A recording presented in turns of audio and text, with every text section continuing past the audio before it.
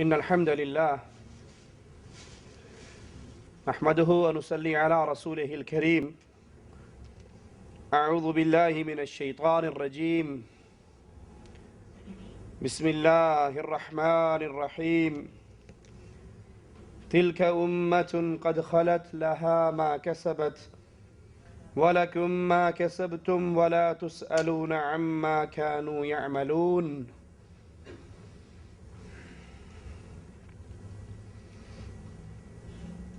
شریعت اسلامیہ میں کسی بڑے سے بڑے انسان کی پیدائش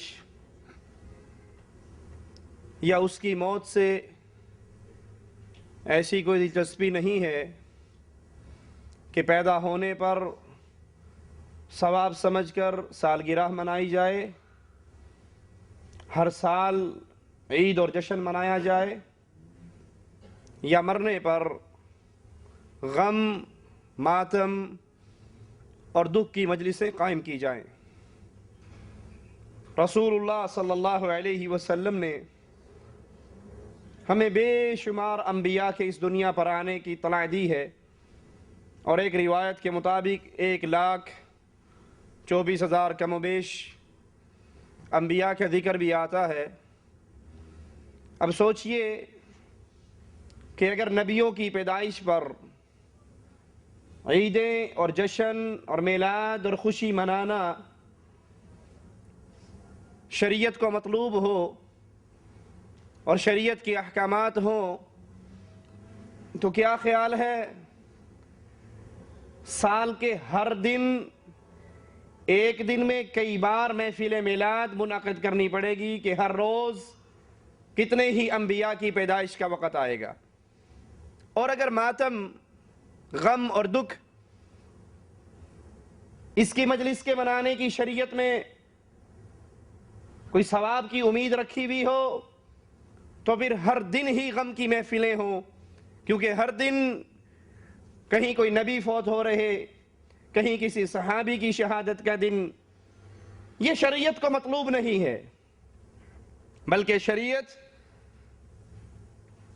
اور حالانکہ شریعت اسلام میں تمام انبیاء پر ایمان لانا ضروری ہے، کسی نبی کا کفر، کسی نبی کا انکار انسان کو اسلام سے باہر کر دیتا ہے۔ آئیے قرآن حکیم بتاتا ہے، ان الذین یکفرون باللہ ورسلہ ویریدون ان یفرقوا بین اللہ ورسلہ ویقولون نؤمن ببعض ونکفر ببعض ویریدون ان یتخذوا بین ذلک سبیلا اولئک هم الکافرون حقا وَأَعْتَدْنَا لِلْكَافِرِينَ عَذَابًا مُهِينًا۔ جو لوگ اللہ کے ساتھ اور اس کے رسولوں کے ساتھ کفر کرتے، اور جو لوگ یہ چاہتے ہیں کہ اللہ اور اس کے رسول کے درمیان فرق رکھیں، اور جو یہ چاہتے ہیں کہ بعض نبیوں پر تو ہمارا ایمان ہے اور بعض پر نہیں، اور چاہتے ہیں کہ اس کے بین بین کوئی راہ نکالیں، یقین جانو کہ یہ سب لوگ اصلی کافر ہیں۔ جو کہیں بعض نبیوں پر تو ایمان ہے اور بعض نبیوں پر ہمارا ایمان نہیں، تو اللہ کہہ رہا ہے اولئک هم الکافرون حقا، یہ لوگ کافر ہیں، یہ اصلی کافر ہیں۔ ان آیات کی روشنی میں لازم ٹھہرا کہ تمام انبیاء کرام پر یکساں ایمان لے کر آئیں۔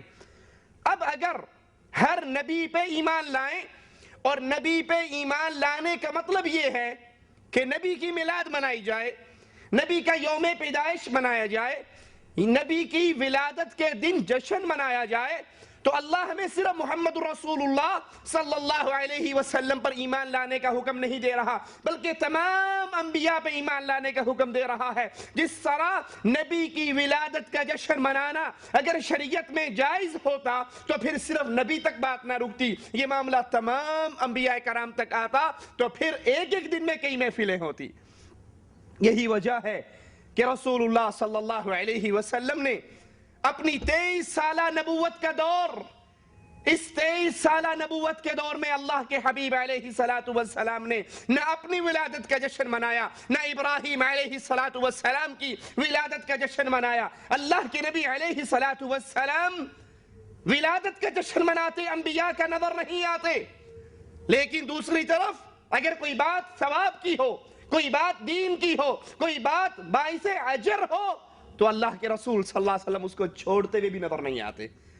مدینہ میں آئے، یہودیوں کو عاشورے کے دن روزہ رکھتے ہوئے دیکھا، پوچھا یہ روزہ کیسا ہے، یہ کس چیز کا روزہ رکھتے ہو؟ انہوں نے کہا یا رسول اللہ صلی اللہ علیہ وسلم، آج اللہ عز و جل نے، مالک نے موسیٰ علیہ السلام کو نجات دی تھی، فرعون کو ہلاک اور غرق کیا تھا، ہم اس کے شکر کے طور پہ روزہ رکھتے ہیں۔ آپ نے فرمایا موسیٰ میرا بھائی ہے، میں زیادہ حقدار ہوں کہ اس شکرانے پہ روزہ رکھوں۔ اگر اللہ نے زندگی دی، موقع دیا، تو اگلے سال میں اس کے ساتھ 9 تاریخ کا روزہ بھی رکھوں گا۔ اللہ کے نبی صلی اللہ علیہ وسلم اس شکرانے کے طور پہ تو روزہ رکھتے ہوئے نظر آ رہے، لیکن موسیٰ علیہ السلام کی ولادت کا جشن نبی نے نہیں منایا، ابراہیم و اسماعیل علیہ السلام کی ولادت کا جشن رسول اللہ صلی اللہ علیہ وسلم نے نہیں منایا۔ اور نہ صرف یہ کہ اللہ کے نبی علیہ السلام نے اپنی اور سابقہ انبیاء کی کسی کی ولادت کی محفل منعقد نہیں کی، نہ اللہ کے نبی نے کی، نہ صحابہ کرام نے کی، نہ تابعین اعظام نے کی۔ خیر القرون، جو بہترین دور اللہ کے نبی نے گنوائے، اس کے اندر اس کی نہ کوئی مثال ملتی ہے، نہ کسی صحابی کا کوئی ایک قول ہی ملتا ہے۔ بلکہ مفتی احمد یار خان تسلیم کرتے ہیں جاء الحق نامی کتاب کے اندر کہ عید میلاد کا آغاز 6 صدی ہجری میں ہوا، اور اس کو ایجاد کرنے والا ملک اربل کا بادشاہ ملک مظفر تھا، اس نے اس کو ایجاد کیا 6 صدی ہجری میں۔ اگر یہ دین اسلام ہوتا تو نبی کے دور میں ہمیں یہ محفلیں نظر آتی، صحابہ کے دور میں یہ محفلیں نظر آتی۔ بلکہ مولانا غلام رسول سعیدی بریلوی مکتبہ فکر کے شیخ الحدیث جامع نعیمیہ کے فرماتے ہیں سلف صالحین یعنی صحابہ اور تابعین نے محفل میلاد منعقد نہیں کی، یہ بات بجا ہے، درست ہے۔ جامع نعیمیہ کے شیخ الحدیث تسلیم کرتے ہیں کہ نہ صحابہ نے محفل میلاد منعقد کی، نہ صحابہ کے بعد تابعین نے محفل میلاد منعقد کی۔ آئیے ان محفل میلاد منانے والوں کے دلائل سنتے ہیں، اور پھر اس کا جواب اللہ کی کتاب اور محمد کریم صلی اللہ علیہ وسلم کی احادیث اور صحابہ کے عمل سے لیتے ہیں۔ پہلی دلیل، عید میلاد کا جشن منانے والے، 12 ربیع الاول کو جلوس نکالنے والے، چراغاں کرنے والے، قمقمے جلانے والے، ان کی پہلی دلیل یہ ہے کہ عیسیٰ علیہ السلام نے اللہ سے دعا کی تھی ربنا انزل علينا مائدة من السماء تكون لنا عيدا لأولنا وآخرنا۔ عیسیٰ علیہ السلام نے دعا کی، اے ہمارے رب ہم پر آسمان سے کھانا نازل فرما کہ وہ ہمارے لیے یعنی ہم میں جو اول ہیں اور جو آخر ہیں، بعد والے ہیں، سب میں خوشی کی بات ہو جائے۔ تو معلوم ہوا مائدہ آنے کا دن، جس دن وہ کھانا اترا، اس دن کو عیسیٰ علیہ السلام نے عید کا دن بنایا۔ اور آج بھی اتوار کے دن عیسائی اسی لیے عید مناتے ہیں کہ اس دن دسترخوان اترا تھا، اور حضور علیہ السلام کی تشریف آوری اس دسترخوان سے بڑھ کر نعمت ہے، لہذا ان کی ولادت کے دن بھی یوم العید منانا چاہیے۔ یہ پہلی دلیل ہے عید میلاد نبی منانے والوں کی۔ جواب سنیے، قرآن حکیم کے الفاظ پہ غور کیجئے، لِأَوَّلِنَا وَآخِرِنَا، کہ یہ دن خوشی کا ہو ہمارے اول و آخر کے لیے، یعنی جو پہلے عیسیٰ علیہ السلام پر ایمان لے آئے ان کے لیے بھی خوشی، اور جو ان کے بعد ایمان لے کر آئے ان کے لیے بھی خوشی۔ اس سے مراد عیسائی ہیں، اس سے مراد لِأَوَّلِنَا وَآخِرِنَا، اس سے مراد امت عیسائی ہے، عیسیٰ علیہ السلام پر ایمان لانے والے لوگ ہیں۔ بریلوی عالم دین پیر کرم شاہ بھیروی فرماتے ہیں لِأَوَّلِنَا وَآخِرِنَا سے مراد یہ ہے کہ اس مائدہ دسترخوان کے نازل ہونے سے پہلے جو لوگ ایمان لا چکے اور جو لوگ بعد میں ایمان لائیں گے، یہ سب کے لیے فرحت اور شادمانی کا دن ہو۔ ضیاء القرآن صفحہ 523 جلد نمبر 1۔ پیر کرم شاہ صاحب کی اس عبارت سے ثابت ہوا کہ اس کے مخاطب عیسائی ہیں اور عمل نصارہ سے دلیل نہیں پکڑی جاتی۔ یہ عمل، یہ دن نصارہ کے لیے ہے، یہ عمل نصارہ سے دلیل لینا جائز نہیں ہے، کیونکہ دین عیسوی منسوخ ہو چکا ہے جب دین محمد آیا صلی اللہ علیہ وسلم۔ اب اللہ کے نبی کا دین ہے، دین محمد میں دلیل دین نصارہ سے نہیں لی جا سکتی، یہاں تک کہ نصارہ یا یہود کے کسی عمل کی تصدیق خود محمد الرسول اللہ نہ کر دے صلی اللہ علیہ وسلم. عیسائیوں اور یہودیوں کے کسی عمل کی تصدیق اگر امام الانبیاء امام اعظم محمد الرسول اللہ صلی اللہ علیہ وسلم فرما دے پھر تو وہ مانا جائے گا, اور اگر وہ اللہ کے نبی تصدیق نہ کریں تو ان کا عمل ملت محمدیہ کے لیے دلیل نہیں ہے. آئیے قرآن سنتے ہیں. اگر یہود و نصارہ کی ہر بات اللہ کے نبی کی دلیل کے بغیر, اللہ کے نبی کی تصدیق کے بغیر مانی جائے تو قرآن کیا کہتا ہے؟ یا ایھا الذین آمنوا ان تطیعوا الذین کفروا یردوکم علی اعقابکم فتنقلبوا خاسرین. مسلمانوں اگر تم کافروں کا کہا مانو گے تو وہ تم کو الٹے پاؤں پھیر دیں گے اور تم گھاٹے میں جا پڑو گے. اگر یہود و نصارہ کے پیچھے چلیں گے, اگر ان کے عملوں کو دلیل بنائیں گے تو اللہ کہتا ہے یہ تمہیں الٹے پاؤں تمہارے دین سے پھیر دیں گے, اور اگر تم اپنے دین سے پھر گئے تو تم گھاٹے میں جا پڑو گے. اگر ہر نعمت اور انعام الہی پر عید منانا تسلیم کر لیا جائے, اسی دلیل کو مانا جائے کہ اللہ کی طرف سے نعمت آئی, دسترخوان آیا, کھانا آیا, یہ نعمت ہے. اگر ہر نعمت پہ عید منانے کو مان لیا جائے تو پھر عیدوں کا ایک ایسا سلسلہ شروع ہوگا جو کبھی ختم نہیں ہو سکتا. کیوں؟ اللہ کی نعمتیں ایک دو ہیں کیا؟ اللہ کی نعمتیں بے شمار ہیں. وَإِن تَعُدُّوا نِعْمَةَ اللَّهِ لَا تُحْصُوهَا. اگر تم اللہ کی نعمتوں کو گننا چاہو تو گن نہیں سکتے. جب اللہ کی نعمتیں بے شمار ہیں, اگر ہر نعمت پہ عید منائی جائے گی تو عیدوں کا وہ سلسلہ شروع ہوگا جس کا اختتام کبھی نہیں ہو سکتا. اور پھر نعمت کے آنے پر عید نہیں منائی جاتی بلکہ نعمت کے آنے پر اللہ کا شکر ادا کیا جاتا ہے. نعمت آئے, تحدیث نعمت کے طور پہ اس کا شکر ادا کیجئے. دوسری دلیل جشن عید میلاد النبی منانے والے بھائیوں کی کہتے ہیں وَأَمَّا بِنِعْمَةِ رَبِّكَ فَحَدِّثْ. اپنے رب کی نعمتوں کا خوب چرچا کرو. اور حضور علیہ السلام کی دنیا میں تشریف آوری تمام نعمتوں سے بڑھ کر نعمت ہے کہ اللہ تعالیٰ نے اس پر احسان بھی جتلایا ہے. اس کا چرچا کرنا اسی آیت پر عمل ہے. جاء الحق صفحہ 231. مالک کہتا ہے وَأَمَّا بِنِعْمَةِ رَبِّكَ فَحَدِّثْ. تجھ پہ جو اللہ کی نعمت ہو اس نعمت کو بیان کر. تحدیث نعمت کے طور پہ اس نعمت کو بیان کیا جائے. اس آیت میں تحدیث نعمت کا ذکر ہے, نہ کہ رسول اللہ صلی اللہ علیہ وسلم کے یوم پیدائش کا ذکر. اللہ کے نبی کی یوم پیدائش کے دن عید منانا, جلوس نکالنے کا ذکر اس آیت میں نہیں. اور دوسری بات, اس آیت میں جس چیز کا ذکر ہے وہ دین اسلام کی نعمت ہے. وہ نعمت کس چیز کی ہے؟ دین اسلام کی. امام ابن کثیر رحمہ اللہ فرماتے ہیں یعنی جو بھلائی کی باتیں آپ کو معلوم ہیں وہ اپنے بھائیوں سے بیان کرو. خلاصہ یہ کہ جہاں جس نعمت کا ذکر ہے وہ آپ کی نبوت اور آپ کو ملنے والے احکام شریعت ہیں. تیسری بات, اگر تسلیم کر لیا جائے کہ یہاں نعمت سے مراد وہ نعمت ہے جو رسول اللہ صلی اللہ علیہ وسلم پر اللہ نے کی تو تب بھی یہ ہمارے مخالف نہیں اور مفتی صاحب کے موافق نہیں, کیونکہ یہاں نعمت کے اظہار کا ذکر ہے. نعمت پر عید منانے بالخصوص عید میلاد النبی منانے کا ذکر نہیں, اور اظہار نعمت سے عید نہیں بلکہ اللہ کے احکامات کی پیروی سے ہوتی ہے. اظہار نعمت عید منانے سے نہیں ہوتی بلکہ اللہ کے حکموں پر چلنے سے ہوتی ہے. قرآن حکیم سنیے فَكُلُوا مِمَّا رَزَقَكُمُ اللَّهُ حَلَالًا طَيِّبًا. کھاؤ جو اللہ نے تمہیں رزق دیا ہے حلال اور پاکیزہ, اس کو کھاؤ.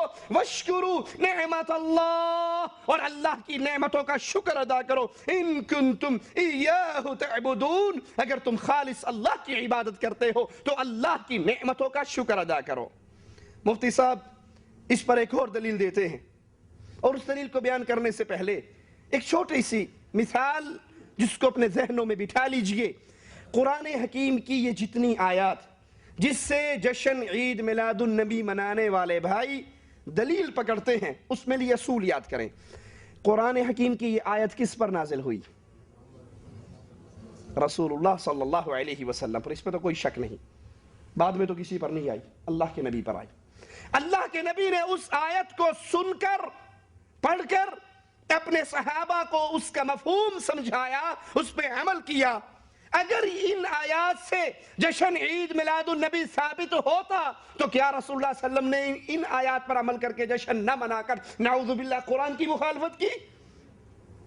آپ کے شیخ الحدیث جامع نعیمیہ کے تسلیم کرتے ہیں اپنی کتاب میں کہ اس عید میلاد النبی کا آغاز 6 صدی ہجری میں ہوا.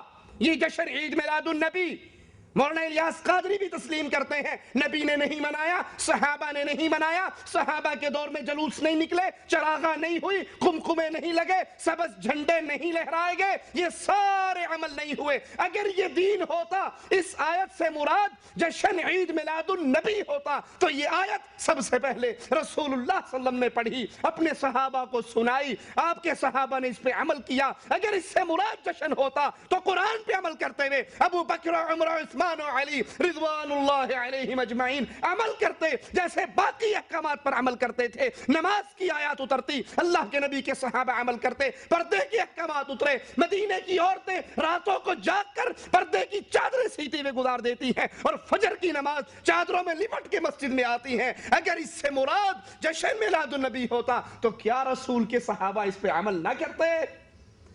600 سال کے بعد جشن عید میلاد النبی کا رواج ہوا. اس سے ثابت یہ ہوتا ہے کہ یہ ان آیات سے مراد وہ نہیں ہے جو یہ حضرات لیتے ہیں. مفتی صاحب ایک اور دلیل دیتے ہیں، کہتے ہیں آج کسی کے گھر فرزند پیدا ہو تو ہر سال اس کی تاریخ ولادت پر وہ سالگرہ مناتا ہے، جشن کرتا ہے. جاء الحق کتاب کا نام ہے، صفحہ 231 ہے. ہم کہتے ہیں بزرگوں، یہ جشن عید میلاد النبی کے دلائل آپ ہمیں دے رہے ہیں، اور ہمارے لیے جشن عید میلاد النبی کے لیے دلیل بچوں کی پیدائش پہ منائی جانے والی سالگرہ ہے. اور یہ سالگرہ محمد صلی اللہ علیہ وسلم کی شریعت میں موجود، کسی صحابی نے اپنے بچے کے پیدا ہونے پر سالگرہ نہیں منائی، نہ صحابہ نے منائی، نہ نبی نے منائی، نہ نبی نے اپنے بیٹوں کی منائی، نہ اپنی بیٹیوں کی منائی، نہ اپنی بیویوں کی منائی، نہ اپنے دامادوں کی منائی. اللہ کے رسول صلی اللہ علیہ وسلم سے کسی کی پیدائش پر سالگرہ منانے کی کوئی دلیل موجود نہیں ہے. جب یہ دلیل موجود نہیں ہے تو عید میلاد النبی کو سالگرہ کے نام سے کیسے ثابت کر سکتے ہو؟ یہ سالگرہ کن کی سنت ہے؟ عیسائیوں کی سنت ہے. یہ کرسمس ڈے، یہ سالگرہ، یہ مسلمانوں کے دین میں نہیں ہے، یہ کفار کے دین سے آئی ہے. ایک اور دلیل دیتے ہیں، فرماتے ہیں کسی کو کوئی ملک ملے، سلطنت ملے تو ہر سال اس تاریخ پر جشن جلوس مناتا ہے. تو جس تاریخ کو دنیا میں سب سے بڑی نعمت آئی، اس پر خوشی منانا کیوں منع ہوگا؟ جاء الحق صفحہ 232. کہا کس کو حکومت ملے، کوئی ملک آزاد ہو، پاکستان آزاد ہوا 14 اگست کو، جشن مناتے ہو یا نہیں؟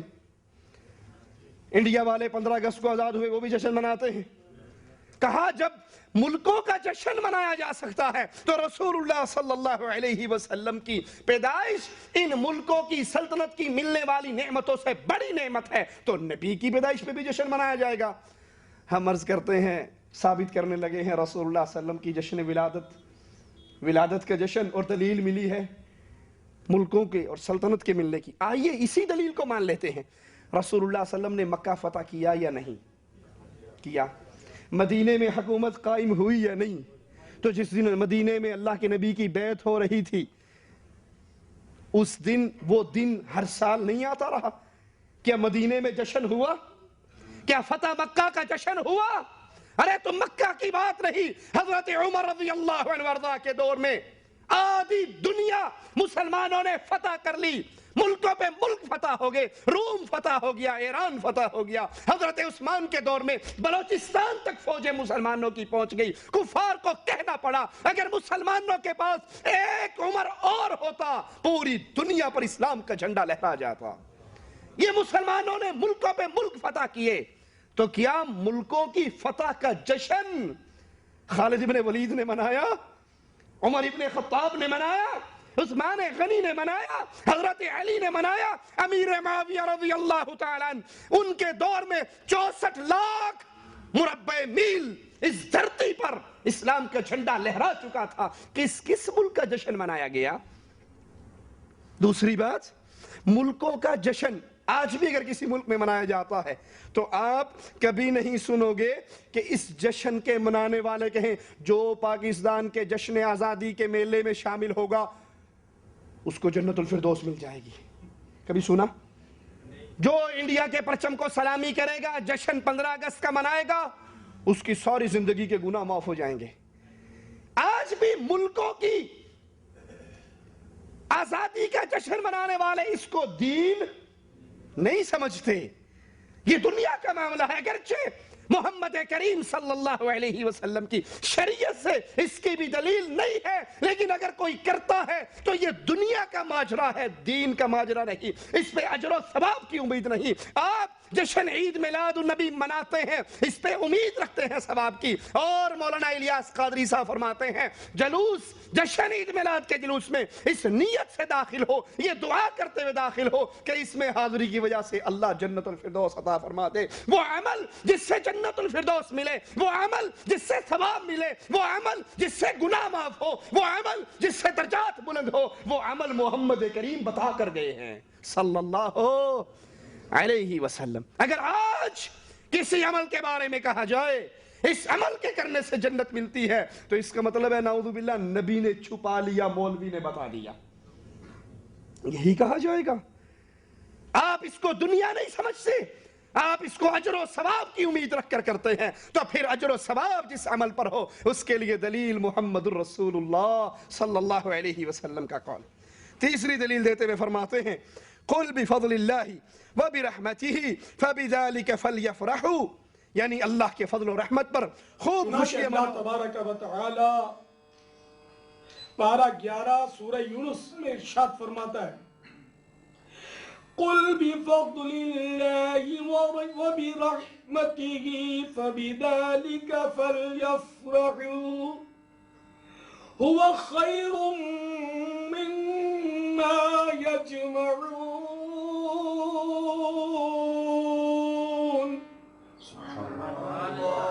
میرے آقا نعمت امام اہل سنت عظیم البرکت عظیم المرتبت پروانہ شفع رسالت مجدد دین و ملت امام عشق و محبت باعث خیر و برکت عالم شریعت پیر طریقت حامی سنت ماہی بدعت مولانا شاہ احمد رضا خان علیہ رحمت الرحمن اپنے شعراء آفاق ترجمہ قرآن کنز الایمان میں اس کا ترجمہ کچھ یوں کرتے ہیں تم فرماؤ اللہ عز و جل ہی کے فضل اور اسی کی رحمت اور اسی پر چاہیے کہ خوشی کریں.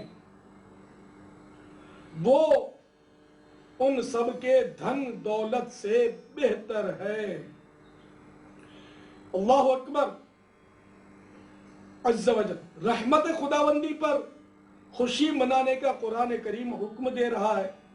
اور کیا ہمارے پیارے پیارے اور میٹھے میٹھے آقا مکی مدنی مصطفیٰ صلی اللہ تعالی علیہ وآلہ وسلم سے بڑھ کر بھی کوئی اللہ عز و جل کی رحمت ہے. تیسری دلیل دیتے ہوئے فرماتے ہیں قل بفضل اللہ وبرحمتہ فبذلک فلیفرحوا، یعنی اللہ کے فضل و رحمت پر خوب خوشیاں مناؤ. معلوم ہوا کہ فضل الہی پر خوشی منانا حکم الہی ہے اور حضور علیہ السلام کا حضور علیہ السلام رب کا فضل بھی ہے، رب کی رحمت بھی ہے، لہذا ان کی ولادت پر خوشی منانا اس آیت پر عمل ہے. اور چونکہ یہاں خوشی مطلق ہے، ہر جائز خوشی اس میں داخل ہے. جاء الحق صفحہ 233. پھر وہی سوال، یہ آیت کس پہ نازل ہوئی؟ محمد الرسول اللہ صلی اللہ علیہ وسلم. قرآن کی تفسیر سب سے پہلے ہمارے سامنے آئے گی تو امام الانبیاء کے عمل سے، آپ کے قول اور فعل سے آئے گی. یہ آیت نبی پر نازل ہوئی. اگر اس آیت سے دلیل رسول اللہ صلی اللہ علیہ وسلم کی ولادت کے جشن پہ لی جائے تو اس آیت سے جو آپ سمجھ رہے ہیں وہ نبی نے کیوں نہیں سمجھا؟ اس آیت سے جو مطلب آپ نکال رہے ہیں وہ ابو بکر و عمر نے کیوں نہیں نکالا؟ ارے ابو بکر عمر میرے رب کے قرآن کو سمجھنے والے، میرے نبی کریم صلی اللہ علیہ وسلم پر قرآن کی آیات نازل ہوئی کہ ہم نے اپنی نعمت کو پورا کر دیا ہے. ابو بکر رونے لگ جاتے ہیں. اذا جاء نصر اللہ والفتح، یہ آیات اترتی ہیں ابو بکر رونے لگ جاتے ہیں. لوگ کہتے ہیں اس بوڑھے کو دیکھو یہ کیوں رو رہا ہے. آپ کہتے ہیں لوگوں میرے رونے کی وجہ یہ ہے کہ مالک نے کہہ دیا اب نعمتیں پوری ہو گئی، فتح آ گئی، یعنی نبی کے ذمے جو کام لگا تھا وہ پورا ہو گیا. یہ آیت ایک طرف خوشی کا پیغام ہے تو دوسری طرف نبی کی جدائی کا پیغام بھی لے کے آ رہا ہے. اور جب نبی فوت ہوئے میرے نبی نے کہا تھا اللہ نے ایک آدمی کو اختیار دے دیا چاہے دنیا میں رہے اور چاہے میرے پاس چلا آئے. اس بندے نے اللہ کے پاس جانے کو پسند کر لیا. ابو بکر رونے لگ گئے. لوگ کہتے ہیں ابو بکر کو دیکھو، اس بوڑھے کو دیکھو، نبی تو کسی آدمی کا ذکر کر رہے اور یہ کہتا ہے نبی مجھ پہ آپ کے ماں باپ آپ پر میرے ماں باپ قربان ہو جائیں، اور روتے ہیں. نبی نے تو اپنا نام نہیں لیا، کسی کا ذکر کیا. لیکن ابو بکر سمجھ گئے وہ آدمی جس کو اللہ نے اختیار دیا ہے وہ محمد الرسول اللہ صلی اللہ علیہ وسلم. اور جب نبی فوت ہوئے تو لوگوں نے کہا ابو بکر ہم سے زیادہ قرآن کو سمجھنے والا ہے، ہم اس کی بات کو بعد میں سمجھتے تھے اور یہ مالک کے قرآن کو پہلے سمجھ لیتا تھا. مولانا صاحب، مفتی نعیمی صاحب، اللہ کے لیے سوال کرتا ہوں اس آیت سے آپ جشن عید میلاد النبی کو ثابت کر رہے ہیں، قرآن کی یہ آیت کا مفہوم ابو بکر کو سمجھ کیوں نہیں آیا؟ عمر، عثمان و علی کو سمجھ کیوں نہیں آیا؟ اصحاب بدر کو سمجھ کیوں نہیں آیا؟ اگر اس آیت سے یہ مطلب نکلتا تو اللہ کے نبی اس پہ عمل کرتے. اب آئیے جواب سنیے. فَلْيَفْرَحُوا، فرح کا مطلب خوب خوشیاں مناؤ. یہ مفتی صاحب کا یہ حوصلہ ہے کہ قرآن پاک کے معانی کے اندر وہ تحریف کریں، کیونکہ اس لفظ کا مطلب خوشی منانا نہیں، خوشی ہے دل کی لذت اور جذبات اور خوشی ہے، خوشی کا اظہار کرنا اس میں نہیں ہے. دلیل سنیے قرآن پاک سے. فَارِحِينَ بِمَا آتَاهُمُ اللَّهُ مِنْ فَضْلِهِ، آل عمران آیت نمبر 170 میں مالک فرماتا ہے جو کچھ اللہ تعالیٰ نے ان کو دیا اس پر یہ خوش ہیں. فارحین، یہ خوش ہیں، یہ مطلب نہیں کہ وہ خوشیاں منا رہے ہیں یا خوشیاں مناؤ، اس سے مراد خوشی ہے، خوشی منانا نہیں.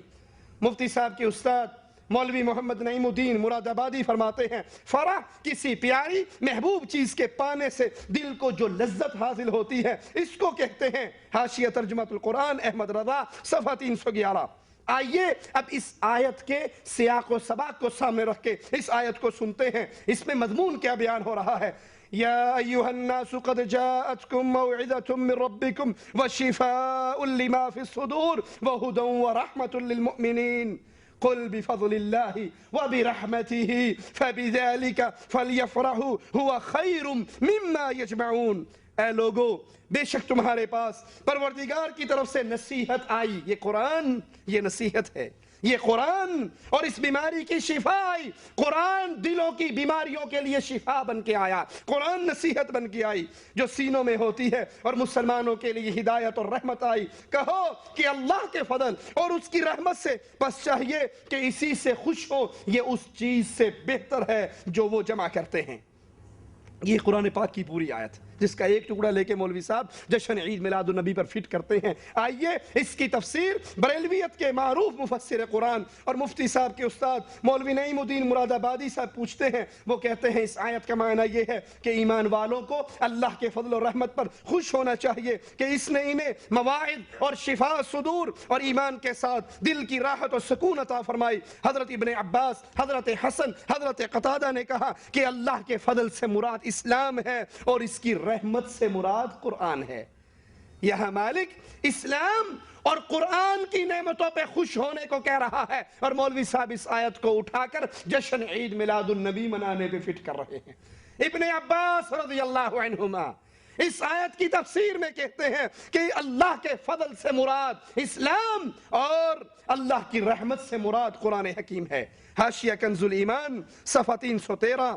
الفاظ قرآنی اور بریلویت کے مفسر قرآن کے بقول بھی آیت میں موجود لفظ فرحت کا تعلق قرآن سے ہے، لیکن یہ فرحت کس طرح ہو، یہ خوشی کس طرح ہو؟ چراغاں کر کے، جلوس نکال کے، عید میلاد النبی کے نام پہ عورتوں اور مردوں کو ایک سڑک پہ اکٹھا کر کے تنگ راستوں میں سے گزرتے ہوئے جلوس، اوپر سے کھڑکیوں میں عورتوں کی پھینکتی ہوئی پھولوں کی پتیاں اور نوجوانوں کے کستے ہوئے جملے، چہرے پہ سجی ہوئی نقلی داڑھیاں، ڈھول کی توپ پہ رقص، انڈین گانے، بیت اللہ کا ماڈل، مسجد نبوی کا ماڈل، زمزم کے کنویں کا ماڈل. کیا اس آیت سے یہ مراد محمد کے صحابہ نے لی صلی اللہ علیہ وسلم؟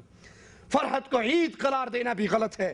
خوشی دل میں ہونا ایک اور معاملہ ہے، اور اس خوشی پہ عید کا دن منانا، عید کا جشن منانا ایک اور معاملہ ہے. کیونکہ اگر ایسا ہوتا تو صحابہ کرام قرآن کے نزول کے تکمیل نزول قرآن پر خوشی کا دن اور عید کا دن مناتے، اور اس کو عید کا دن قرار دیا جاتا، اور اس طرح مسلمانوں میں تیسری عید قرآن حکیم کی تکمیل کی دن، اس دن کو یوم عید منایا جاتا. دلیل سنیے. فرح المخلفون بمقعدهم خلاف رسول اللہ صلی اللہ علیہ وسلم. فرحت کا مطلب تہوار نہیں ہے، فرحت کا مطلب عید نہیں ہے، فرحت کا مطلب جشن نہیں ہے، جلوس اور چراغاں نہیں ہے. اس سے مراد صرف دل کے اندر وہ لذت ہے. قرآن بیان کرتا ہے فرح المخلفون بمقعدهم خلاف رسول اللہ صلی اللہ علیہ وسلم. میرے رسول علیہ السلام جب میدان جہاد کے لیے نکلتے ہیں تو پھر پیچھے رہ جانے والے منافق اپنے بیٹھے رہنے پہ خوش ہوتے ہیں. یہاں بھی اللہ فرح المخلفون، پیچھے رہ جانے والوں کی خوشی کا ذکر کر رہا ہے. اس کا یہ مطلب تو نہیں کہ اللہ کے نبی میدان جہاد کے لیے نکلے اور جو پیچھے رہ گئے تھے انہوں نے جلوس نکالا، انہوں نے چراغاں کی، انہوں نے جشن منایا، انہوں نے موم بتیاں جلائی، انہوں نے آج چلو بجلی ہے قمقمے جلتے ہیں تو اس وقت چراغاں بھی تو ہو سکتا تھا، چراغ بھی تو جل سکتے تھے، تیل کے دیے بھی تو جل سکتے تھے. اس سے یہ مراد نہیں ہے. دوسری آیت سے اس لفظ کا مطلب سمجھیے. انہو لفرح فخور، یقیناً وہ بڑا ہی خوش ہو کر فخر کرنے لگتا ہے. یہاں خوشی مراد ہے، جشن منانا مراد نہیں. تیسری آیت سے یہ مفہوم سمجھیے. کل حزب بما لدیہم فرحون، ہر گروہ کے پاس جو کچھ اس گروہ کے پاس ہے وہ اسی پر خوش ہے. یہاں گروہوں کے اختلافات کا ذکر ہے. جس گروہ کے پاس جو ہے وہ خوش ہو کر بیٹھا ہے. اس خوشی سے مراد جشن منانا نہیں ہے، عید پکڑنا نہیں ہے. چوتھی دلیل میں کہتے ہیں مواہب الدنیا اور مدارج النبوہ میں ذکر ولادت میں ہے کہ شب ولادت میں ملائکہ نے حضرت آمنہ کے دروازے پر کھڑے ہو کر صلاۃ و سلام عرض کیا. ہاں ازلی راندہ ہوا شیطان رنج اور غم میں بھاگا پھرا. اس سے معلوم ہوا کہ میلاد منانا، درود و سلام پڑھنا، میلاد سنت ملائکہ بھی ہے، اور یہ بھی معلوم ہوا کہ بوقت پیدائش کھڑا ہونا ملائکہ کا کام ہے اور بھاگا پھرنا شیطان کا فعل ہے. اب لوگوں کو اختیار ہے کہ چاہے میلاد پاک کے ذکر کے وقت ملائکہ کے کام پر عمل کرے یا شیطان کے کام پہ عمل کرے. جاء الحق صفحہ 233. مولوی صاحب کی بات مان بھی لی جائے کہ نبی کی پیدائش کے وقت بھاگے پھرنا شیطان کا کام، کھڑے رہنا ملائکہ کا کام، تو 12 ربیع الاول کو لوگ کھڑے رہتے ہیں یا جلوس میں بھاگتے رہتے ہیں؟ مولوی صاحب یہ تو آپ ہی کے خلاف چلی گئی. 12 ربیع الاول کو جلوس نکال کے ایک چوک سے دوسرے چوک، دوسرے سے تیسرے چوک، یہ بھاگنا پھرنا تو آپ کے اوپر گیا. خیر چھوڑیے اس کو. جواب سنیے. سند کے اعتبار سے یہ حکایت قابل اعتبار نہیں، مگر ہم اس پر بھی بحث نہیں کرتے، بلکہ ہم اگلی بات کرتے ہیں کہ صلاۃ و سلام سے عید میلاد ثابت نہیں ہوتی. صلاۃ پڑھنے سے، صلاۃ و سلام پڑھنے سے عید میلاد ثابت نہیں ہوتی، کیونکہ نص قرآنی، قرآن کی آیت سے ثابت ہے کہ ملائکہ صلاۃ تو عام ایمانداروں پر بھی پڑھتے ہیں. آئیے سنیے قرآن حکیم سورۃ الاحزاب آیت نمبر 43. هو الذی یصلی علیکم وملائکتہ، وہ اللہ عز و جل وہ تم پر اپنی رحمتیں بھیجتا ہے اور اس کے فرشتے تمہارے لیے دعائے رحمت کرتے ہیں. اگر صلاۃ و سلام پڑھنے سے مراد عید میلاد منانا ہے تو اللہ کہتا ہے کہ وہ تم پر اپنی رحمتیں، اور یہاں مخاطب ایماندار ہیں، اہل ایمان ہے. یہاں خاص اللہ کے نبی اکیلے سے بات نہیں، یہاں اہل ایمان سے بات ہو رہی. هو الذی یصلی علیکم وملائکتہ، اللہ کے فرشتے اور اللہ تم پر اپنی رحمتیں بھیجتا ہے اور اللہ کے فرشتے تمہارے لیے دعائے رحمت کرتے ہیں. مسند احمد میں اور ابو داؤد میں ہے، رسول اللہ نے فرمایا صلی اللہ علیہ وسلم، اللہ تعالیٰ اس کے فرشتے درود بھیجتے ہیں پہلی صف کے نمازیوں پر.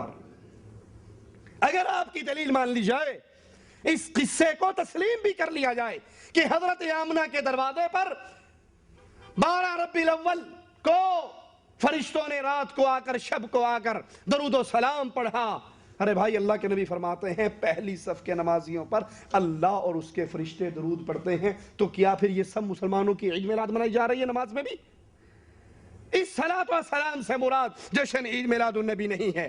کیا سب مسلمانوں کی عید میلاد جن پر درود پڑھا جائے فرشتے اور اللہ بھی ان پر رحمتیں بھیجتا ہے، تو یہ دلیل نہیں ہے کہ یہ ان کی عید میلاد ہے؟ اسی طرح یہ قصہ دلیل نہیں ہے کہ فرشتوں نے آ کر بی بی آمنہ کے دروازے پر کھڑے ہو کر درود و سلام پڑھا تو اس سے جشن عید میلاد النبی ثابت ہوا۔ اور اگر اس سے جشن عید میلاد النبی ثابت ہوتا تو اس قصے پر سب سے پہلے عمل محمد کریم کے صحابہ کرتے۔ اللہ کے نبی علیہ الصلوۃ والسلام اپنے خیمے میں آرام کر رہے، حالت جنگ ہے، ایک صحابی اپنے خیمے میں لیٹے ہوئے، اچانک ان کے دل میں آتا ہے کہ میں اپنے خیمے میں لیٹا رہ گیا اور اگر کسی نے میرے نبی کو نقصان پہنچا دیا تو میری زندگی کا کیا فائدہ؟ اپنے ہتھیار اٹھاتے ہیں اور آ کر اللہ کے نبی کے دروازے پر خیمے کے اوپر آ کر پہرا دینے لگ جاتے ہیں۔ اللہ کے رسول صلی اللہ علیہ وسلم اندر سے ہتھیاروں کی چھنکار سن کر پوچھتے ہیں کون ہے؟ وہ صحابی کہتے ہیں یا رسول اللہ صلی اللہ علیہ وسلم میں آپ کے دروازے پر کھڑا پہرا دے رہا ہوں۔ آپ پوچھتے ہیں تجھے کس نے حکم دیا میرے دروازے پر پہرا دینے کا؟ کہا اللہ کے نبی مجھے میرے ایمان نے حکم دیا۔ جو اللہ کے نبی صلی اللہ علیہ وسلم کے خیمے پر، آپ کے در پر، آپ کے دروازے پر راتوں کو پہرا دیا کرتے تھے، ان کے لیے آپ کے دروازے پر 12 ربیع الاول کی رات کو کھڑے ہو کر صلاۃ و سلام پڑھنا مشکل کام تھا؟ جو آپ کے سامنے کبھی اپنے ہاتھ کو ڈھال بناتے، کبھی اپنے سینے کو ڈھال بناتے، کبھی اپنی کمر کو ڈھال بناتے، کیا ان کے لیے 12 ربیع الاول کی رات نبی کے دروازے پر درود و سلام پڑھنا کوئی مشکل کام تھا؟ اللہ کے لیے سوچئے۔ اگر یہ قصہ، پہلے تو یہ قصہ ہی صحیح نہیں، مان بھی لیا جائے تو اس درود و سلام پڑھنے سے جشن عید میلاد النبی ثابت نہیں ہوتا، چراغاں ثابت نہیں ہوتی، جلوس ثابت نہیں ہوتا، اور میلاد کے نام پہ جو کچھ خرافات کی جاتی ہیں وہ ثابت نہیں ہوتی۔ 5ویں دلیل سنیے، کہتے ہیں خود حضور علیہ السلام نے صحابہ کے سامنے منبر پر کھڑے ہو کر اپنی ولادت پاک اور اپنے اوصاف بیان فرمائے، جس سے معلوم ہوا کہ میلاد سنت رسول صلی اللہ علیہ وسلم بھی ہے۔ حضرت عباس سے روایت ہے کہ میں ایک دن حضور کے خدمت میں حاضر ہوا، شاید آپ تک بات پہنچ چکی تھی کہ بعض لوگ اللہ کے نبی صلی اللہ علیہ وسلم کے حسب و نسب میں طعن کر رہے۔ آپ منبر پر چڑھے اور کہا بتاؤ میں کون ہوں؟ سب لوگوں نے کہا آپ اللہ کے رسول ہیں صلی اللہ علیہ وسلم۔ تو آپ نے فرمایا میں محمد بن عبداللہ بن عبد المطلب ہوں۔ اللہ نے مخلوق کو پیدا فرمایا اور پھر ہم کو بہتر مخلوق میں سے کیا، پھر اللہ نے مخلوق کے 2 حصے کیے، ایک کو عرب اور ایک کو عجم بنایا، تو اللہ نے بہتر حصے عرب میں سے مجھے کیا۔ پھر عربوں کے اندر اللہ عز و جل نے خاندان پیدا کیے، ان کے اندر قریش کا خاندان بہترین خاندان، مجھے اللہ نے قریش میں سے کیا۔ پھر قریش کے اندر بھی قبیلے اور خاندان بنے اور اس میں اللہ عز و جل نے مجھے بنو ہاشم میں سے کیا۔ دوسری روایت میں ہے کہ اللہ کے نبی نے فرمایا ہم خاتم النبیین ہیں، ابراہیم علیہ السلام کی دعا ہے، عیسیٰ علیہ السلام کی بشارت ہے، اپنی والدہ کا دیدار ہے جو انہوں نے ہماری ولادت کے وقت دیکھا کہ ان سے ایک نور چمکا جس سے شام کی عمارتیں اور ان کو نظر آئی۔ اس مجمع میں اللہ کے نبی نے اپنا نسب نامہ، اپنی نعت شریف، اپنی ولادت کا واقعہ بیان فرمایا۔ یہی میلاد شریف میں ہوتا ہے، ایسی سینکڑوں احادیث پیش کی جا سکتی ہیں۔ جاء الحق صفحہ 234 کہ اللہ کے نبی صلی اللہ علیہ وسلم نے لوگوں کے سامنے کھڑے ہو کر اپنا حسب و نسب، اپنے قبیلے کا تعارف کروایا، تو یہی دلیل ہے میلاد النبی کی، اور میلاد شریف میں بھی یہ ہوتا ہے۔ ہم کہتے ہیں کاش مولانا آپ میلاد شریف کے جلوس میں نکل کر تو دیکھو کیا ہوتا ہے۔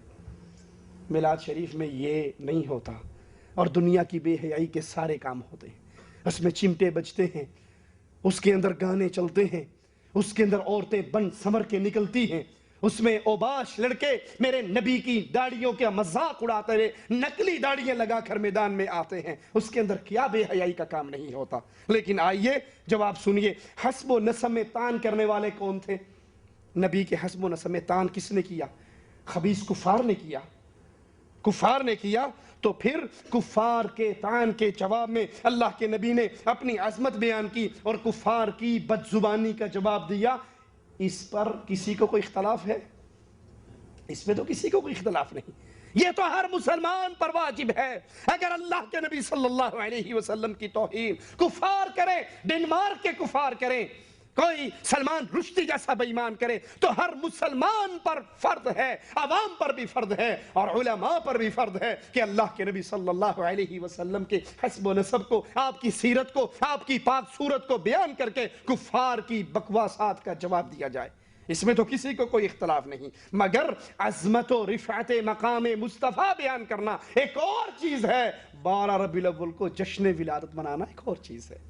یہ بات یہاں پر فٹ نہیں آتی۔ کیا اللہ کے نبی صلی اللہ علیہ وسلم نے، چلے اسی حدیث کو دلیل پکڑتے ہیں تو آگے آئیے، کیا رسول اللہ صلی اللہ علیہ وسلم نے ہر 12 ربیع الاول کو منبر پہ کھڑے ہو کر اپنا یہ حسب و نسب بیان کیا؟ ہر 12 ربیع الاول کو صحابہ کرام باہر نکلے، جلوس نکالا، جھنڈے لگائے، چراغاں کی، روشنییں کی؟ اللہ کے رسول صلی اللہ علیہ وسلم سے بھی یہ ثابت نہیں اور آپ کے صحابہ سے بھی یہ ثابت نہیں۔ یہ تو مسلمانوں کا فرض ہے، علماء کا بھی فرض ہے اور عوام کا بھی فرض ہے۔ اگر مسلمان سنے کہ ان کے نبی کی توہین کی جا رہی ہے تو مسلمانوں پہ فرض ہے وہ اپنے نبی کی عزت کو بیان کرے اور کفار کے منہ توڑ جواب دے۔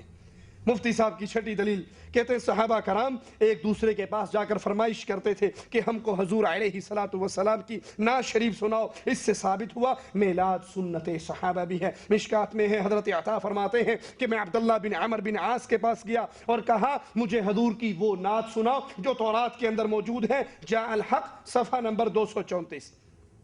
آئیے اس کا جواب سنتے ہیں کہ امام الانبیاء محمد الرسول اللہ صلی اللہ علیہ وسلم کی سیرت طیبہ، آپ کے اخلاق، آپ کے کردار کو معلوم کرنا، پوچھنا، اس سے عید میلاد النبی کے ساتھ اس کی کیا نسبت ہے، کیا جوڑ ہے؟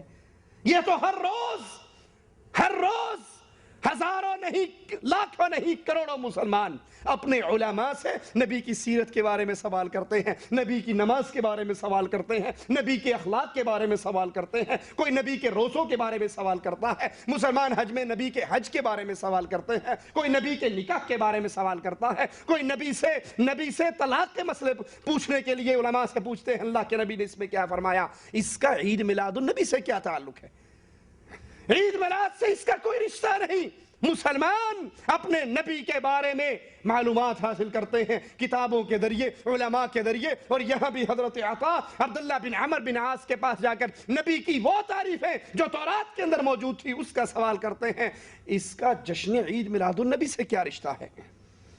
پھر اگر حدیث میں یہ ہوتا کہ صحابہ کرام خاص ربیع الاول کی 12ویں تاریخ کو اکٹھے ہو کر ایک دوسرے سے نعتیں سنتے، اگر صحابہ کرام ہر 12 ربیع الاول کو اکٹھے ہو کر حضرت عطا عبداللہ بن عمر بن عاص سے کہتے اٹھو اور نعت سناؤ، دوسرے صحابی کسی اور سے پوچھتے، کوئی کسی اور سے سنتا، سارے صحابہ مجلس جما کر اکٹھے ہو کر محفل لگا کر مسجد نبوی میں بیٹھ کر نبی کی نعتیں، نبی کی شان میں تعریفیں سنتے سناتے، تو پھر بھی ہم ماننے کے لیے تیار ہو جاتے کہ اللہ کے نبی صلی اللہ علیہ وسلم نے فرمایا علیکم بسنتی وسنت الخلفاء الراشدین، تم پر میری سنت اور میرے خلفاء کی سنت ہے، اس کو لازم پکڑو۔ آپ صحابہ سے ہی یہ مثال دے دیجئے، یہ دلیل دے دیجئے، جلوس آپ کو معاف کرتے ہیں، آپ کو جشن معاف کرتے ہیں، ہم کہتے ہیں کیا نبی کے صحابہ نے ہر 12 ربیع الاول کو اکٹھے ہو کر نعتیں سنائیں، نبی کا تذکرہ کیا؟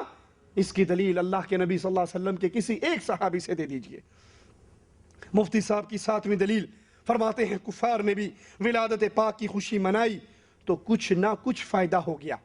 کفار نے نبی کی ولادت کی خوشی منائی تو کچھ فائدہ ہوا، چنانچہ صحیح بخاری میں ہے جب ابو لہب مر گیا تو اس کے گھر والوں نے خواب میں دیکھا، برے حال میں تھا، پوچھا کیا گزرا؟ ابو لہب نے کہا یہ جو شہادت کی انگلی ہے نا، اس انگلی سے پانی ملتا ہے، اس کو چوس کے اپنی پیاس بجھا لیتا ہوں، کیونکہ میں نے اس انگلی سے صوبیہ اپنی لونڈی کو نبی کی ولادت پر آزاد کیا تھا۔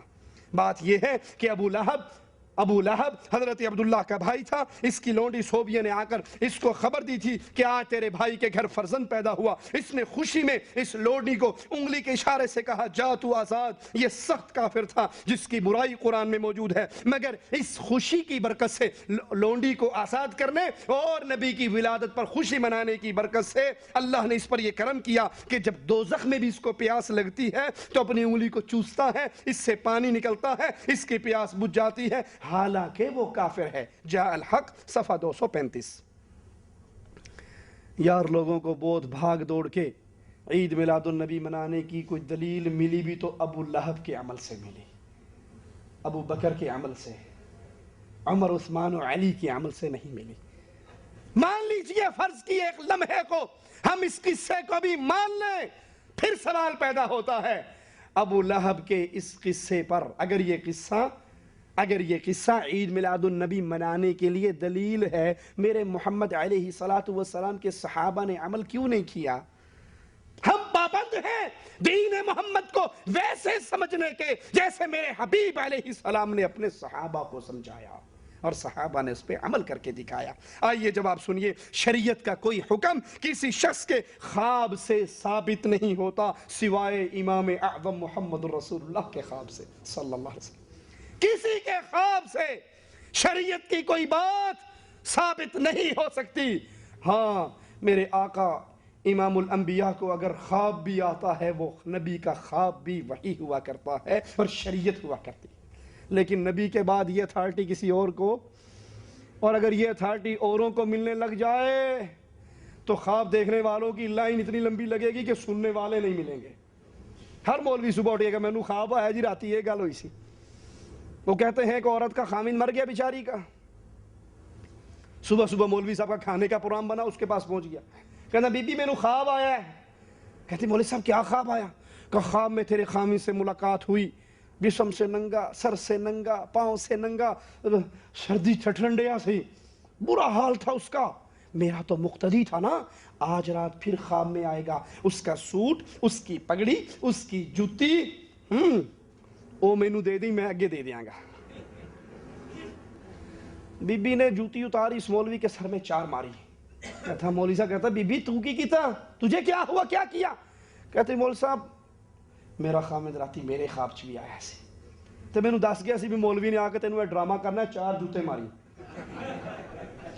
اگر یہ خواب دلیل ہو تو کھانے کے ڈھنڈورا پیٹنے والوں نے ایسی لمبی لمبی کہانی خواب کے نام پہ کھڑ لینی کہ مرید کھلا کھلا کے سارا سامان ختم کر دے، مولویوں کا پیٹ نہیں۔ تو دیکھ لو طاہر القادری صاحب کا خواب نہیں سنا آپ نے؟ طاہر القادری صاحب کہتے ہیں مجھے خواب آیا، میں کراچی میں تھا اور اللہ کے نبی صلی اللہ علیہ وسلم تشریف لائے، بڑی دنیا نبی کے استقبال کے لیے آئی، لیکن اللہ کے نبی اپنے حجرے سے باہر تشریف نہیں لائے۔ تھوڑا سا دروازہ کھلا ہے جہاں سے میری نظر نبی پر پڑ رہی، اور نبی بھی جھانک کے دیکھ رہے باہر ہیں، یہ چلے گئے، سورے چلے گئے، ایک ایک کر کے کوئی بھی نہیں رہا، میں اکیلا تنہا طاہر القادری رہا۔ اللہ کے نبی صلی اللہ علیہ وسلم باہر تشریف لائے، دوسرے کمرے میں گئے، وہاں وضو کیا، وضو کر کے پھر اندر آیا، پھر مجھے بلایا، میں جاتے ہی آپ کے قدموں میں گر گیا، آپ کے پاؤں مبارک پکڑ لیے، آپ نے کہا طاہر القادری، پاکستان کی اسلامی جماعتوں نے مجھے بلایا تھا، میری دعوت کی تھی، میں ان کی دعوت پہ اپنی مرضی سے نہیں آیا، میں ان کی دعوت پہ آیا، میں اپنی مرضی سے نہیں آیا، ان کی دعوت پہ آیا، لیکن کوئی میرے استقبال کے لیے ایئرپورٹ پہ نہیں آیا، مجھے بڑا دکھ ہوا، اب میں ناراض ہو کے جا رہا ہوں اور میں پاؤں پکڑ، نبی نہیں جانے دیں گے، نبی نہیں جانے دیں گے۔ آپ کہتے نہیں میں نے جانا ہے، میرے ساتھ انہوں نے بہت برا سلوک کیا، میں نے جانا ہے۔ اور بہت منتوں کے بعد آپ کہتے ہیں، میں نے کہا اللہ کے نبی کوئی حل تو بتائیے آپ کے رکنے کا، کہا ایک ہی حل ہے۔ میں نے کہا اللہ کے نبی فرمائیے کیا حل ہے؟ کہا وہ حل یہ تو میرا میزبان بن جا اور پھر میں تیرا مہمان بن جاؤں گا، میرا ہوٹل، میری روٹی، مدینے کا بائی ایئر ٹکٹ ہے، اور جہاں جہاں پھروں گا وہ سارے خرچے تیرے ذمہ، اگر تو قبول کرتا ہے تو میں تیرا مہمان بننے کے لیے تیار ہو جاتا۔ اب کہتا ہے لوگوں کو کہ دیکھو میں نے تو نبی کو وعدہ کر لیا، میرے پلے کوئی شے ہے نہیں، اس کا مطلب کیا ہوا؟ تسی دیو گے تو میں دیاں گا، میرے پاس تو کچھ نہیں، میں نے وعدہ کر لیا، یہ گل پکی کہ میں نے وعدہ کر لیا، لیکن میری جیب خالی ہے۔ انا للہ و انا الیہ۔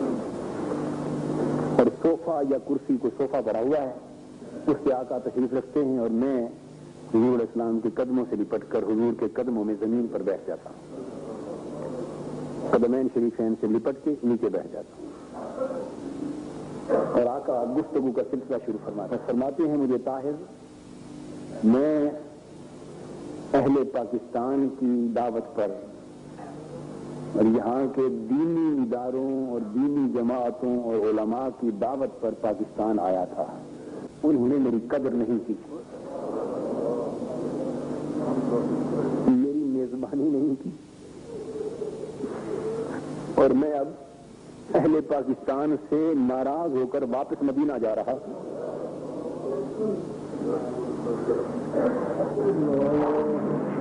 ان دینی اداروں سے، دینی جماعتوں سے، ان علماء سے، اہل پاکستان سے ناراض ہو کر دکھی ہو. آپ نے فرمایا انہوں نے مجھے بڑا دکھ دیا ہے، انہوں نے مجھے بڑا دکھ دیا ہے، دعوت سے بلایا ہے، میری میزبانی نہیں کی. یہاں تک فرمایا کہ بڑی تفصیلات بیان فرمائی، بڑی تفصیلات نہیں کی. ہاتھ جوڑتا ہوں، عرض کرتا ہوں آقا خدا کے لیے فیصلہ بدل لیجیے اور پاکستان چھوڑ کے نہ جائیے. آقا فرماتے ہیں نہیں، تمہیں معلوم نہیں طاہر، انہوں نے مجھے بڑا دکھ دیا ہے.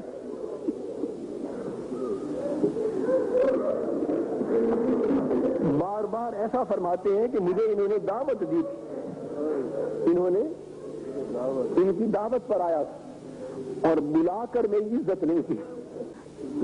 تم وہ شرط کے پورا کرنے کا وعدہ کر لو، میں وعدہ کرتا ہوں. میں نے عرض کیا حضور فرمائے تو صحیح وہ شرط کیا ہے؟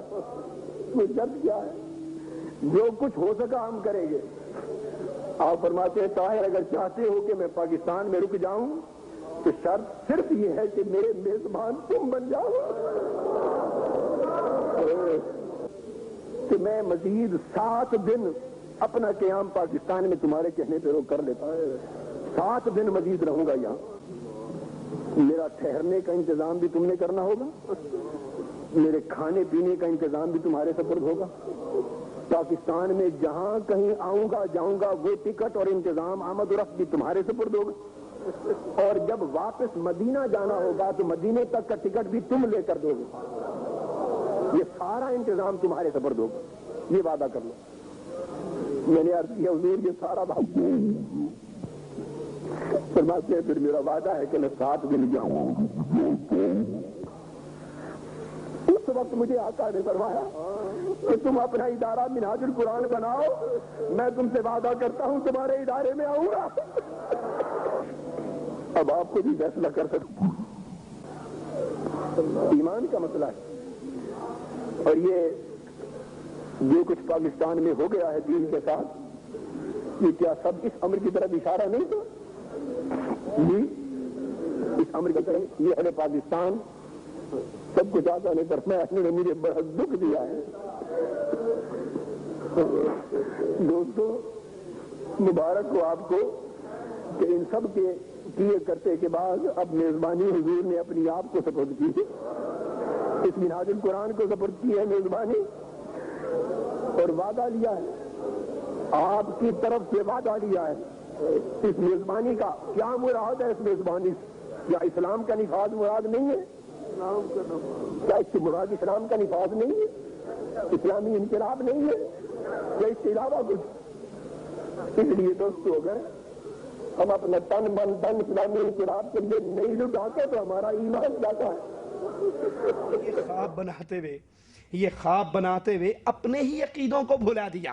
کیا اللہ کے نبی فرمایا میں مدینے سے آیا، میں مدینے سے آیا، میرے استقبال کے لیے کوئی نہیں آیا، اب میں واپس جا رہا ہوں. جو آئے اور جائے وہ حاضر ناظر. یہی میلاد کے جلوس میں بھی آپ جاؤ گے نا، سنو گے لوگ رو رو کے کہہ رہے ہیں میٹھے کی آمد مرحبا، پیارے کی آمد مرحبا، مدنی کی آمد مرحبا، نبی کی آمد مرحبا. جشن ولادت نبی کی آمد ہے، آج جشن ولادت نبی کی آمد ہے. آقا مرحبا، مدنی مرحبا، عربی مرحبا، کی مرحبا، آقا کی آمد مرحبا، داتا کی آمد مرحبا. جھوم کے بولو مرحبا، جھوم کے بولو مرحبا، جھوم کے بولو. ارے بھائی آمد اس کی ہوتی ہے جو پہلے موجود نہیں ہو. جو پہلے موجود ہو وہ آیا نہیں کرتا، اور جو حاضر ناظر ہو وہ جایا. اور تحلق عزیزہ کہتے ہیں ٹکٹ دیو بھائی، یہ ٹکٹ ریٹرن میں نے دینا ہے، نبی سے وعدہ کیا ہے. جو آئے وہ جایا نہیں کرتا، جو جائے وہ حاضر ناظر نہیں ہوا کرتا اللہ کے لیے اپنے عقیدوں پہ. یہ تمہارا عقیدہ ہے, شریعت سے ثابت نہیں لیکن تمہارا عقیدہ ہے. اپنے عقیدوں پہ غور کرو. جب تم کہتے ہو سنا ہے ہر عاشق کے گھر تشریف لاتے ہو, ہمارے گھر میں بھی ہو جائے چراغا یا رسول اللہ, نیچے سارے کھڑے ہوئے پکارتے ہیں یا رسول اللہ. ارے بھائی آپ کہتے ہیں آپ آؤ ہمارے گھر میں چراغا ہو جائیں, جو نبی آئے وہ پہلے موجود. کبھی کچھ پیش کرتے, کبھی کہتے ہیں دم بدم پڑھو درود حضور بھی ہیں, کبھی کہتے ہیں آنا ہے کہ بیٹا نہیں آنا ہونا کوئی نہیں, یہ تھے پہلے دیے تھے. آپ جو عقائد اپنے خوابوں میں پیش کر رہے, اپنے جلسوں میں پیش کر رہے, وہ تو آپ کے اپنے عقیدے سے ٹکرا رہا ہے. اور نبی نے کہا بقول طاہر القادری صاحب کے کہ میں آیا پاکستان کی اسلامی جماعتوں کی دعوت پر, میرا کسی نے استقبال نہیں کیا ہے, تو نبی عالم الغیب نہیں تھے, نبی کو پتہ نہیں تھا میں جاؤں گا میرا استقبال کوئی نہیں کرے گا, پھر آپ آئے کیوں؟ اب جو جانے کی بات کر رہے ہیں پھر آئے کیوں؟ کہا مجھے ٹکٹ چاہیے, ہوٹل کا سسٹم, کرایہ, یہ سب تیرے ذمہ. ارے تمہارا عقیدہ تو یہ ہے بھائی کہ اللہ کے رسول صلی اللہ علیہ وسلم کون ہیں؟ مختار کل, زمین و آسمان کے سارے خزانوں کی کنجی نبی کے پاس, مختار کل. مدینہ ریٹرن ٹکٹ طاہر القادری سے کیوں مانگ رہا ہے؟ خواب دلیل نہیں سوائے خواب محمد الرسول اللہ کا صلی اللہ علیہ وسلم. وہ شریعت کا حکم ہوا کرتا ہے, وہ وحی ہوا کرتا ہے. میرے نبی کے خواب کے علاوہ کسی کا خواب شریعت کے اندر کوئی اتھارٹی نہیں رکھتا. اور پھر یہ خواب دیکھا کس نے؟ حضرت عباس رضی اللہ عنہ وارضاہ نے. لیکن حضرت عباس نے بھی یہ خواب کب دیکھا؟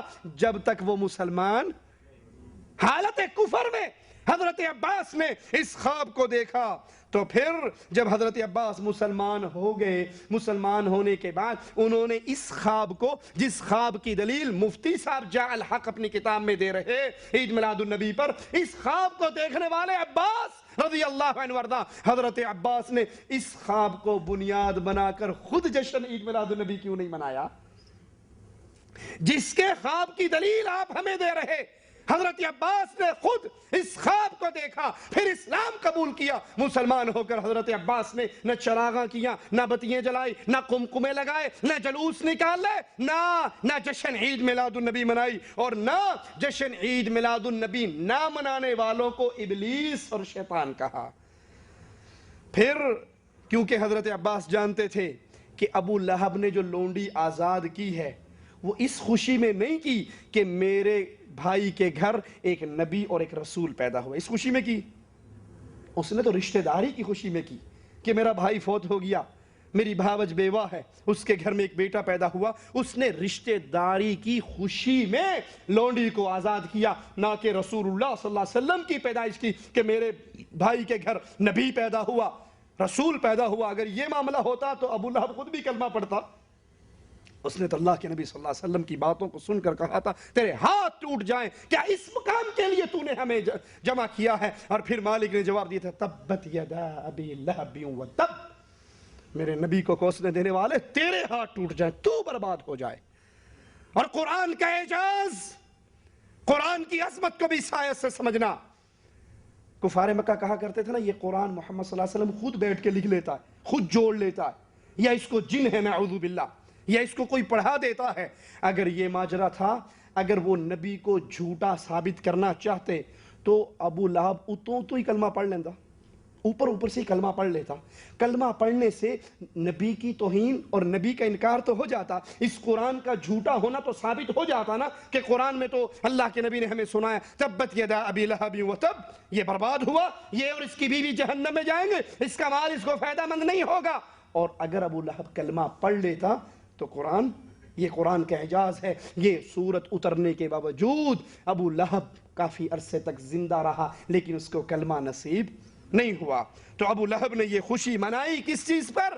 اپنے گھر اپنا بھتیجا پیدا ہونے پر. یہ خواب نص قرآنی کا بھی مخالف ہے، کیونکہ قرآن مجید نے صاف کہہ دیا دوزخیوں کو وہ کھانا ملے گا جس سے نہ ان کی بھوک ختم ہوگی، نہ ان کی پیاس ختم ہوگی، نہ ان کے جسم میں موٹائی آئے گی، نہ وہ موٹے ہوں گے. لا یسمن ولا یغنی من جوع، وہ جو کھانا کھائیں گے اس سے نہ ان کے جسم فربا ہوں گے، موٹے تازہ ہوں گے، نہ ان کا بھوک میں وہ کام دے گا. اس آیت کی تفسیر میں مفتی صاحب کے استاد فاضل مراد آبادی لکھتے ہیں یعنی ان سے غذا کا نفع حاصل نہ ہوگا، کیونکہ غذا کے دو ہی فائدے ہیں، ایک بھوک کی تکلیف کو رفع کرتی ہے اور دوسرا بدن کو فربا کرتی ہے. یہ دونوں وصف جہنمیوں کے کھانے میں نہیں ہیں بلکہ وہ شدید عذاب میں ہیں. ایک اور مقام پہ غور کیجئے، لا یذوقون فیہا بردا ولا شرابا. اللہ عز و جل اہل نار کا قصہ بیان کر رہا ہے، ان کی حالت کہ اس میں کسی طرح کی ٹھنڈک کا مزہ نہ پائیں گے اور نہ کچھ پینے کو ملے گا. اہل جہنم کو پینے کو کچھ نہیں ملے گا، قرآن کا فیصلہ. لیکن مفتی صاحب کہتے ہیں کہ نہیں، ابو لہب اپنی انگلی چاٹے گا اور اس میں سے اس کو پانی ملے گا. قرآن کہتا ہے اہل جہنم اہل جنت سے کہیں گے ہمیں ایک گھونٹ پانی دے دو، ہمیں ایک لقمہ کھانا دے دو. جواب ملے گا کہ اللہ عز و جل نے یہ پانی اور یہ کھانا دونوں چیزیں تم پہ حرام قرار دے دی ہیں، کفار پہ حرام ہیں.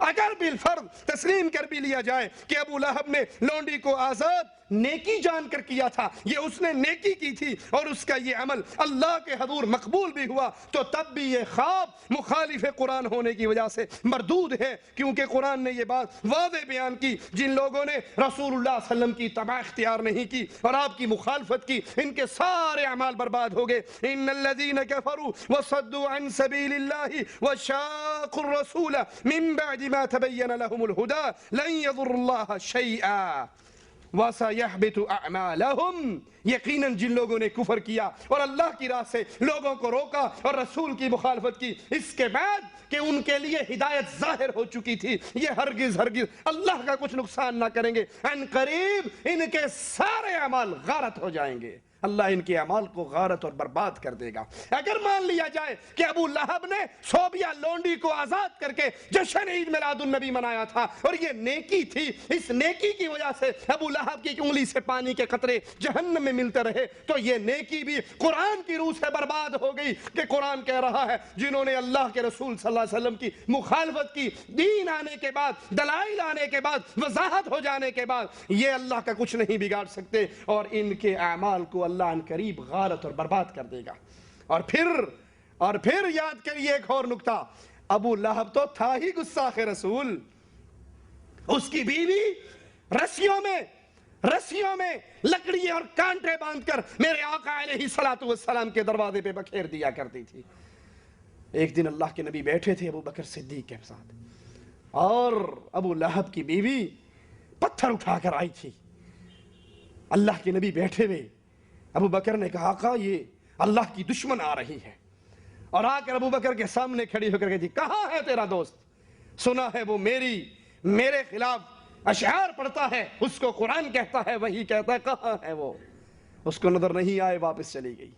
ابو بکر نے کہا یا رسول اللہ صلی اللہ علیہ وسلم آپ تو میرے ساتھ بیٹھے تھے، اس کو نظر کیوں نہیں آئے؟ کہا اللہ نے میرے اور اس کے درمیان پردہ کھڑا کر دیا. او کما قال علیہ السلام. یہ اللہ کے نبی کی دشمن، اس کا خامد بھی اللہ کے نبی کا دشمن. ابو لہب گستاخ رسول تھا. آئیے میں گستاخ رسول کی بات نہیں کرتا، میں اہل ایمان کی بات کرتا ہوں. اگر کوئی مومن بھی ہو اور میرے حبیب جناب محمد الرسول اللہ صلی اللہ علیہ وسلم کی شان میں ادنا سی گستاخی کرے، اللہ کہتا ہے اس کے اعمال بھی برباد ہو جاتے ہیں. کجا وہ تو تھا ہی کافر. آئیے قرآن سنیے، یا ایہا الذین آمنوا لا ترفعوا اصواتکم فوق صوت النبی ولا تجہروا له بالقول كجہر بعضکم لبعض ان تحبط اعمالکم وانتم لا تشعرون. اے اہل ایمان لا ترفعوا اصواتکم فوق صوت النبی، اپنی آواز کو نبی کی آواز سے اونچا نہ کرنا اور اس کو ایسے نہ پکارنا جیسے تم ایک دوسرے کو آپس میں پکارتے ہو. اور اگر تم اس سے باز نہیں آؤ گے تو سنو، ان تحبط اعمالکم، اللہ تمہارے سارے عملوں کو برباد کر دے گا. وانتم لا تشعرون، تمہیں عملوں کی بربادی کا شعور بھی نہیں ہوگا. اگر کوئی مومن امام اعظم امام الانبیاء محمد الرسول اللہ صلی اللہ علیہ وسلم کی شان میں ادنا سی گستاخی کرے، اس کے اعمال برباد ہو جائیں، تو ابو لہب کی نیکی اس کے کس کام آ سکتی ہے اگر اس کو نیکی مان بھی لیا جائے؟